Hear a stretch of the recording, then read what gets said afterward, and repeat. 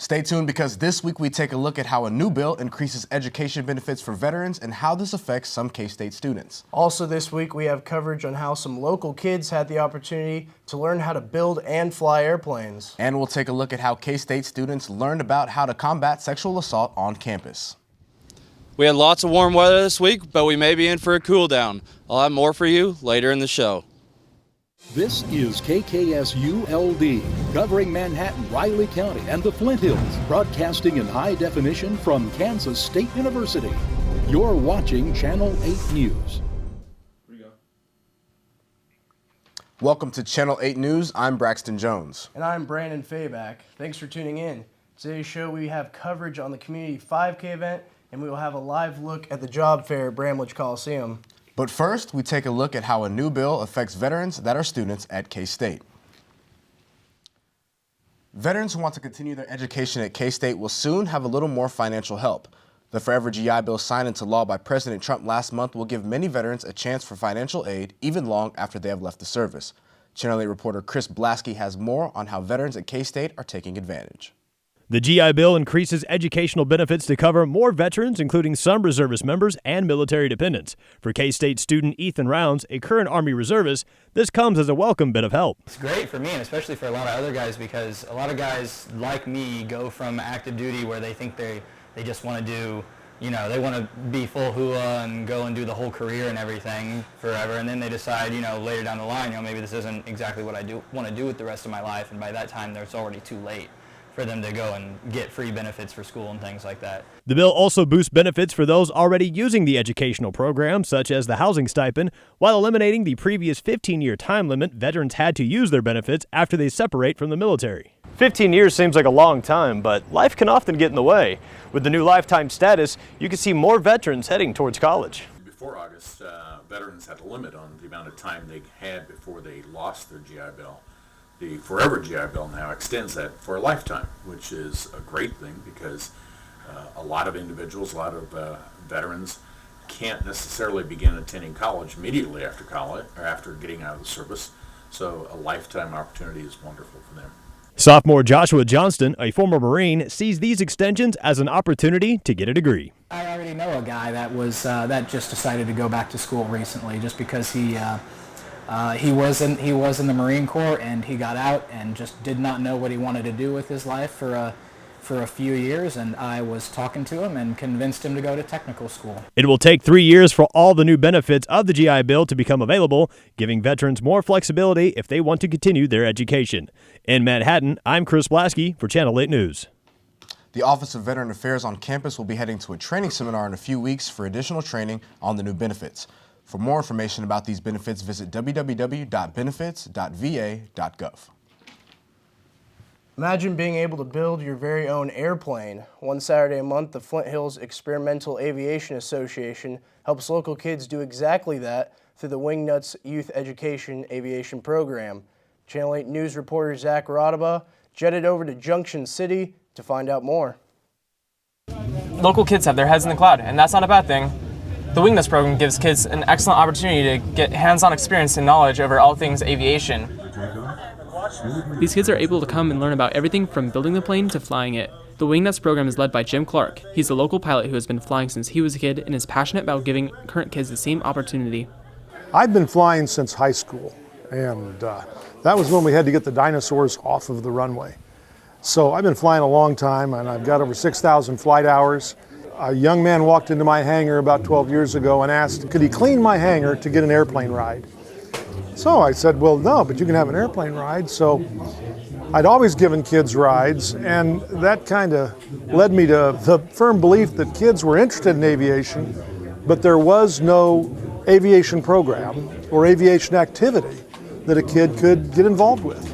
So with my Experimental Aircraft Association chapter, we formed the Wingnuts Kids, and it's been very successful and going ever since. Their current project is the assembly of a Zenith CH-750 cruiser. All of the work is completed by the kids with guidance from the chapter members and volunteers. Once this airplane is finished, it will be completely kid-built.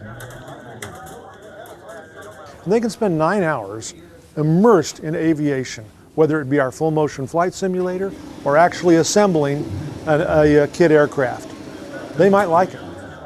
In Junction City for Channel 8 News, I'm Zach Radabach.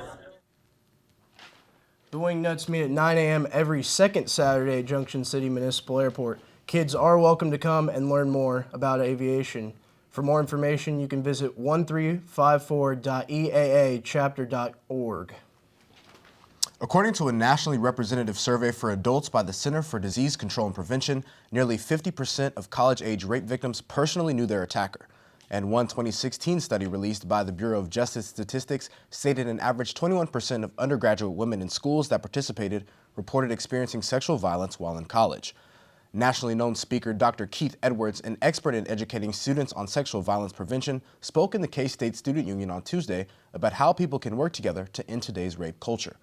Edwards presented various methods on how to prevent sexual violence. Edwards says that the methods revealed a key underlying factor: ignorance. He stressed the importance of educating the masses on exactly what rape is and what it is not. Really what I want to talk about is how all of these people who are here tonight can be part of the solution in addressing sexual violence, and talking about that, about being more proactive in our approach, are the realities of sexual violence, defining informed consent, the rape culture that miseducates all of us, and then how they can be a part of the solution addressing sexual violence when it's imminent, and also the roots of sexual violence. Speaking to hundreds of audiences across the nation, Dr. Edwards seeks to provide awareness and strength, make the real changes when addressing today's rape culture. If you or anyone you know has been the victim of sexual assault or violence, please do not hesitate to call the National Sexual Assault Hotline at 1-800-656-4673. Every year, K-State hosts an all-university career fair, giving students an opportunity to meet with over 300 employers. Colby Miller is joining us live at Bramlage Coliseum as the event planners prepare to begin the final day of the fair. Colby? Colby Miller here live at Bramlage Coliseum, where the All-University Career Fair is setting up for its final day here at Kansas State. Here with me is Ashley Motley, Assistant Director and Chair for the committee in charge of putting on this career fair. Ashley, can you tell me a little bit about what's going on here? Yeah, right now we're really close to letting the doors open to our student guests. Our employers are still setting up. We are expecting over 1,500 students to visit the fair today. That's a lot of students. How many prospective employers are here at the career fair this year? We actually registered 318 unique employers, and several of those came back from multiple names. 318. If you had to give students coming to the career fair today any advice, what would you tell them? I would let them know that today is about networking and getting their follow-up steps. So the best thing they can do is smile, give their 30-second introduction about why they think they're a good fit for the company, and then figure out how to follow up with that employer again once the fair's over today. Thank you so much, Ashley. This is Colby Miller, Channel 8 News. Thanks, Colby. The final day of the All-University Career Fair goes from 11 a.m. to 4 p.m. today, hosting engineering and technology students. Don't forget, dress to impress and bring several copies of your resume. Stay tuned. After the break, we take a look at how K-State students started a food pantry with their new food initiative. Also, a new division of student life is affecting the Greek community.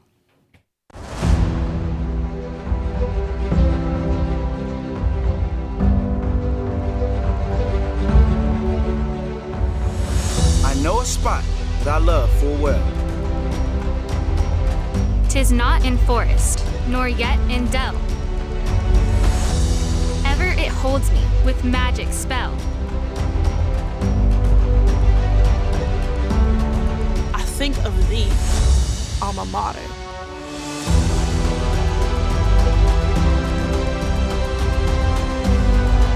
We'll carry thy banner high. Long, long, may thy colors fly. Loyal to thee, thy children will swell the cry.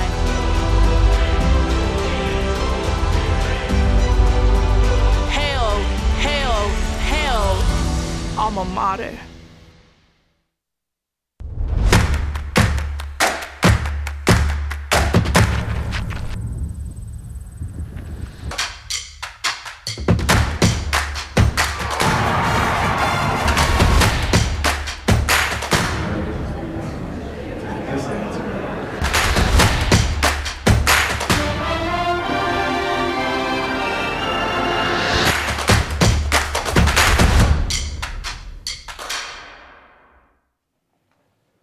Welcome back to Channel 8 News.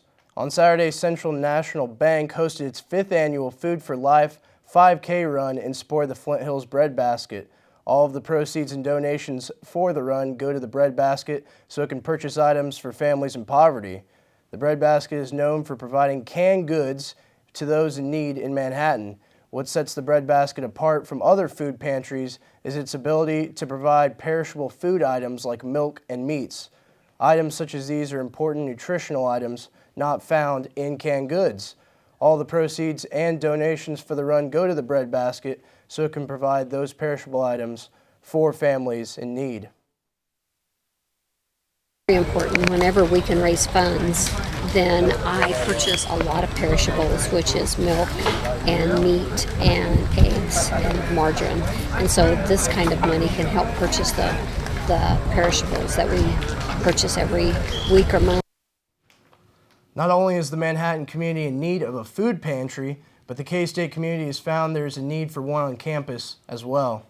After a survey found almost 50% of K-State undergrads don't always have enough money for groceries, K-State students and staff decided to take action. Channel 8 News reporter Bailey Brown has more. Last Thursday, students and staff of the K-State Food Pantry, led by faculty member Sarah Barrett, held a forum to spread awareness about K-State's new food initiative and the new Cat's Cupboard. We know that most students on our campus weren't aware that we had a food pantry, and so the more that students are aware, the more that students are able to engage and utilize this resource, because we know that this will help all of our students be successful here on campus. With new additional funding, K-State's Cat's Cupboard will be moving from its original location in Holton Hall to right here in Fairchild 009. So there are several positions to apply for, all of which can be referenced through Aaron Bishop, our new pantry director. And those positions can be anything from working at the front desk and checking people in and making sure that they are able to find all the things that they need. And then otherwise day-to-day operations stuff and stocking. So if you want a place to volunteer, the food pantry is definitely a place to check out. Sarah Barrett and her staff are excited about this new expansion and rebranding of the food pantry and what it will mean for students on campus.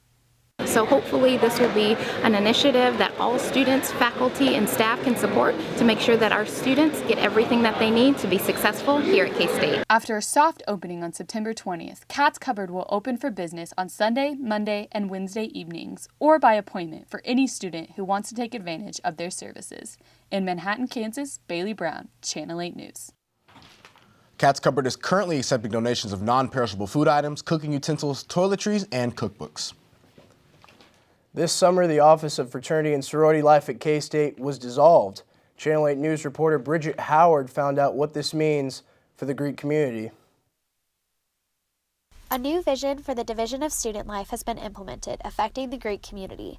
This vision is meant to incorporate more collaboration among student groups on campus. Under this plan, the Office of Fraternity and Sorority Life has been dissolved, leaving the Greek community with less resources than they previously had. Current president of the Interfraternity Council, Lucas Renz, has felt the direct impact of these changes. It's made our jobs a lot more difficult. Without the full-time staff that we had working under the Office of Fraternity and Sorority Life, our student leaders have really had to take up those responsibilities of full-time staff. With the new changes brought on by the university this year, many fraternities and sororities have been affected, including this one. When homecoming rolls around, students will see the first effects of this merger. Jordan Coker, Senior Assistant Director of the Center for Student Involvement, explains how trademark rules will come into play now that the Greek community is an independent organization. There are certain trademark issues and rules that fraternities and sororities, like other independent student organizations, have to abide by. Some of those include using the Independent Student Organization PowerCat logo. That might be using Kansas State as a location. Students involved in Greek life have different opinions of the new vision set in place. Emery Braun, a member of Delta Delta Delta at K-State, joined Greek life in hopes of joining an organization that works together to benefit the community and university. Just because of how supportive everyone is of each other and how great our organizations are on campus, it's just going to want to make us work even harder to adapt to the change and to be better from it. Although this is a change for the Greek community, the university still plans to support all student groups. In Manhattan, I'm Bridget Howard for Channel 8 News. If you're interested and want to learn more about the changes being made regarding fraternities and sororities at K-State, you can visit kstate.edu/FSL for more information.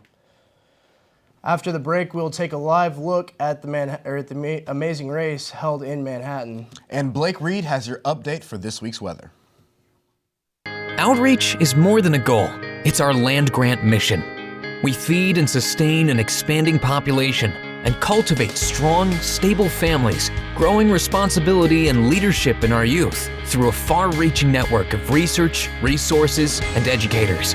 Whether you're in Kansas or across the globe, every life is worthy of an extended hand. What makes K-State Research and Extension so powerful? Purpose, outreach, you.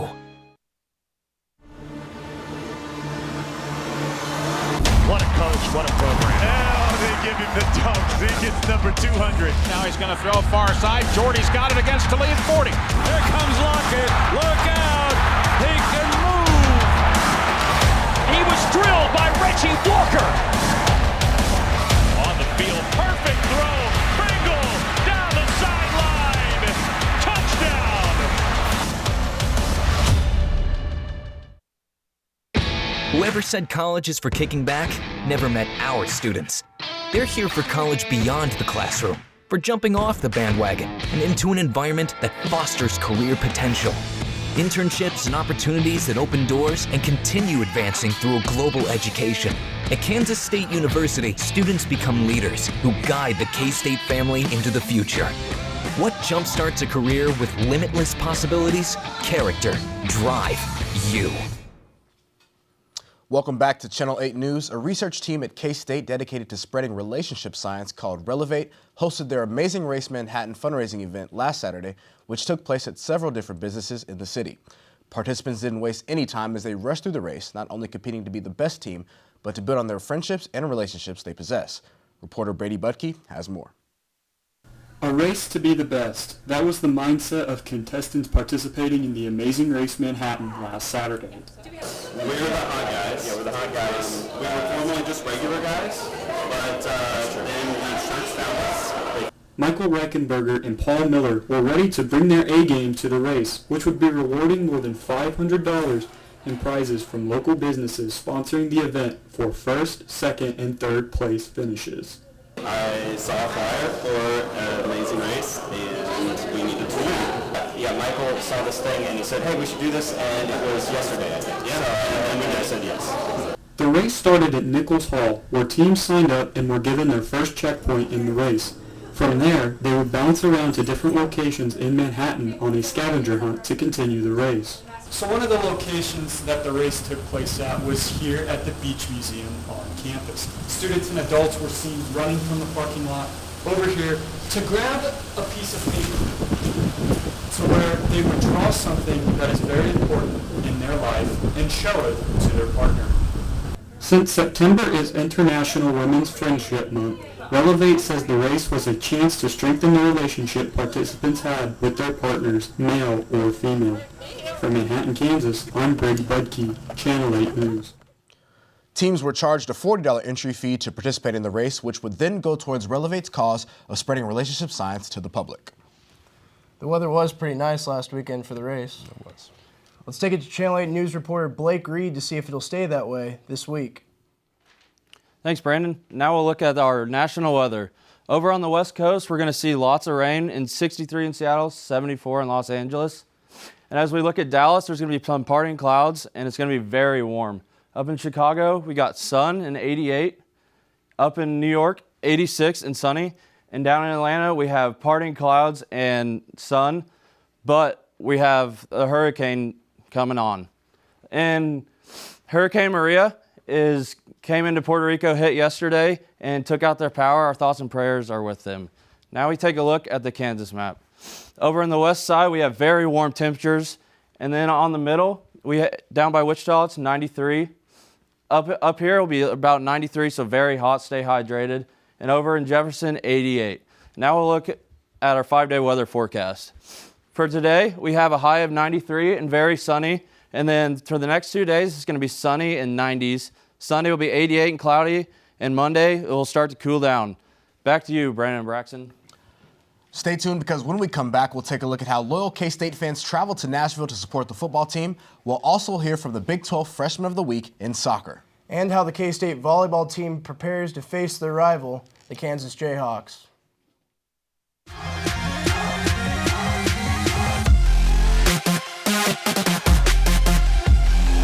Santos goes on the slide and finishes up the right line.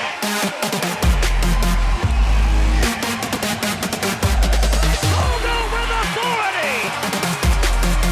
Zumock blood blocker, and she puts a facial on Blusick. Rejected by the Cats.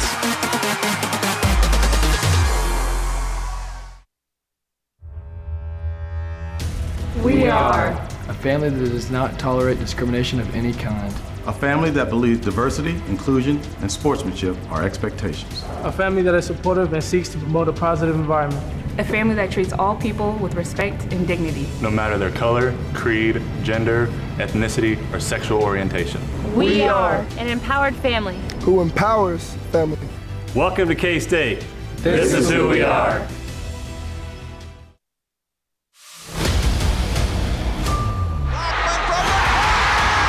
Straight away. Bang! Underneath the goal to Beasley for the jam. Down goes number one. Puts up the lob to Dean Wade. That is indeed how you break the press. Turns it over to Magruder. Counts all the way with a runner. Yes, at the buzzer. Xavier Schneed from Aggieville. Thanks for tuning back in. This week in sports, we'll take a look at the football team in Vanderbilt and the volleyball Sunflower Showdown. Channel 8 reporter Raina Garcia has more. Last Saturday, the Wildcats had their first away game of the season. Channel 8 reporter Matthew Vose traveled to Nashville for the big game. Family Stadium was as empty as a regular weekday for the first time this season. Michelle Villagrana was one of many who traveled to Nashville to support the Cats as they faced the Commodores. She and several of her friends drove down to Nashville. It took about 10 hours. We left last night and we drove all the way to Kansas City to kind of like reduce the 10 hours to 8 hours. Not all students drove down to Nashville. Taylor Corley traveled with the football team.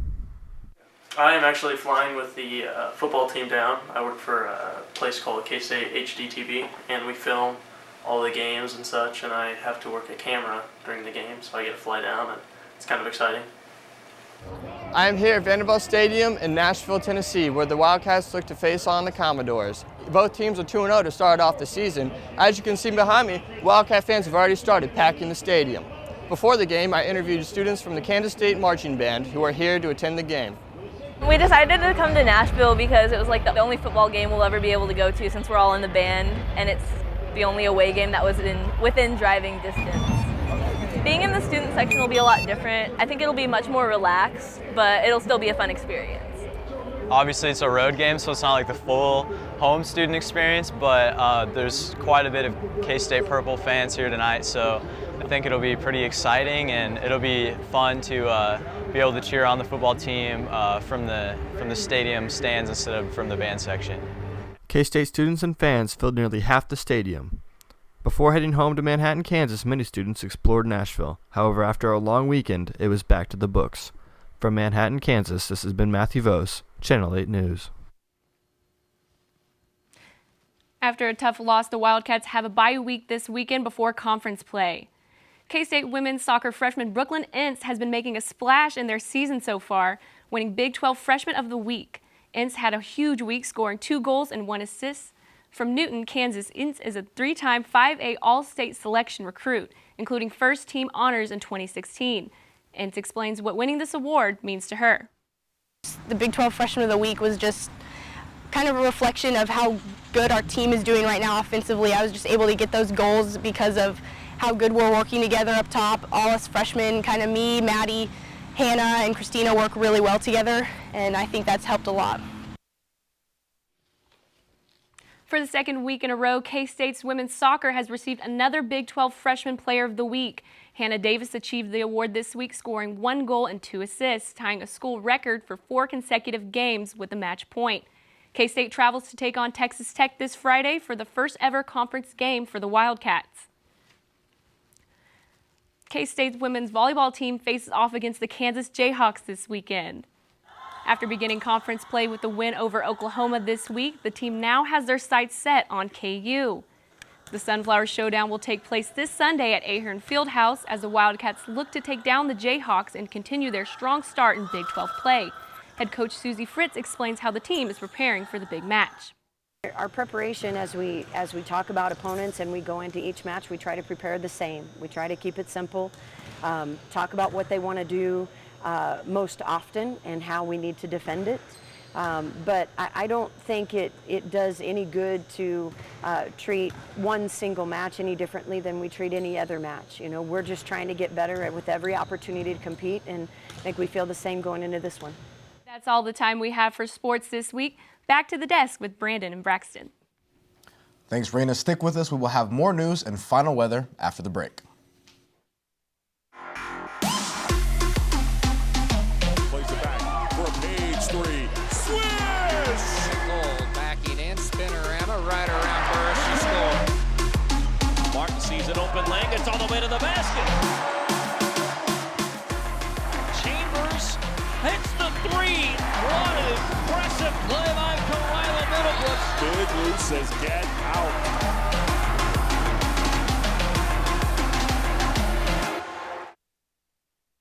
When I hear the phrase giving back, it means opportunity for me to do something for others. Volunteering exposes you to different ways of life and different people around the world.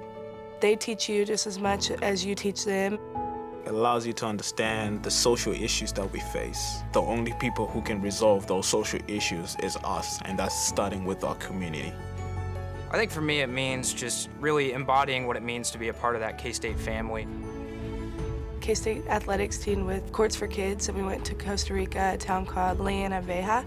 We went to Dallas to volunteer at Aid Services of Dallas. I believe everybody should have education, and that's why I volunteer at a high school. It's a family atmosphere, and we're here to take care of each other, and I think that K-State Proud and other things that students do really embody that family atmosphere that we've been taught since we got here. What motivates Wildcats to give back? Empathy. Kindness. You. This October, K-State football coach Snyder is releasing a children's book with the help of Kraken Books, the book called Take It From Me. They hope to impact many young sport fans throughout the United States. The owner of Kraken Books, Jefferson Knapp, decided he wanted to make a book about something big. During the book's production, Knapp and his family had a lot of special moments with Snyder. Kraken Books is currently taking pre-orders now that will hopefully be shipped out by the beginning of October. If the book sells out, Knapp says he hopes for the next orders to be done by Christmas. So Blake, big weekend, no football game. No. What's the weather going to look like? It's going to be pretty hot outside, so make sure you guys are out there staying hydrated if you guys are going to go to the Apple Festival in Fort Riley.